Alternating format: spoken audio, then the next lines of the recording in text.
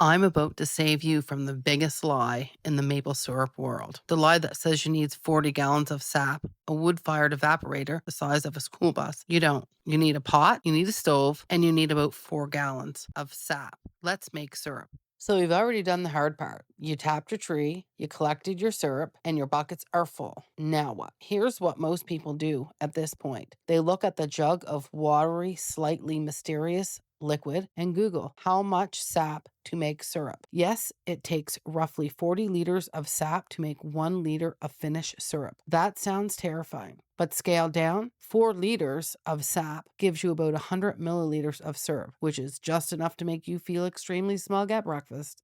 So next, we're going to talk about the process.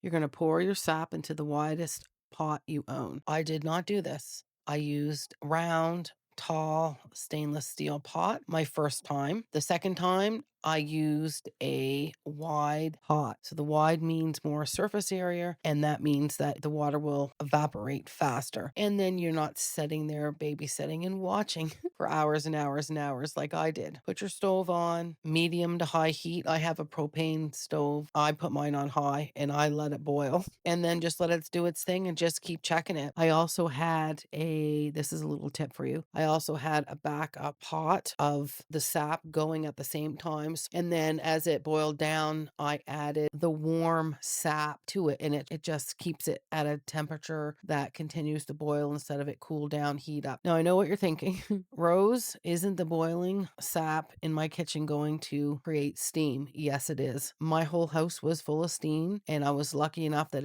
we had some nice days. I just opened some windows, turned off the heat, and had my air exchanger going full tilt, and that saved me. That's why everyone boils theirs outside, but really it wasn't too bad. While the sap reduces, here's what's happening. The sap is mostly water, like 98%, with just a small percentage of sugar dissolved in it. So when we're boiling it, we're boiling off the water and then concentrated the sugar down to about 66%. At this point is when it becomes maple syrup. This part is what I call the watch and wait. It requires patience, and I can say, as someone who checks the pot of sap probably a million times, in 3 to 4 hours, you'll watch it go from a clear, watery sap to faintly golden to an amber color, and the bubbles will change as well. Early on, they're big and lazy. It's a big rolling boil, and as it gets close to syrup, the bubbles are going to get smaller and faster, kind of frantic, kind of looking like foam. They know that something's about to happen. Then you want to get out your candy thermometer. It's going to be your best friend and your insurance policy. Finished maple syrup hits at about 104 degrees Celsius. That's 7 degrees above boiling point. When you hit that number, you're done. Don't skip the thermometer. And I say this with love. Once it gets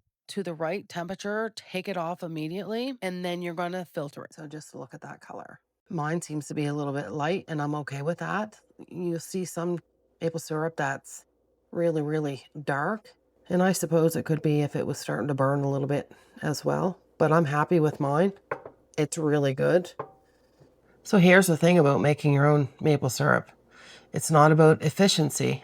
40 liters in and 1 liter out, no one's getting rich here. It's about standing in my kitchen, watching sap that I collected from the tree turn into something golden and sweet, and I made it completely on my own. That's worth a sticky stovetop and a steamy house to me. If you want to go back to the very beginning and learn how to tap a tree yourself, I've got a full video on that, plus the mistake that I made. And if you try this at home, and I genuinely want to hear how it went, I'd like to see what color your syrup turns out to be. Drop it in the comments, and I'll see you out on the trail.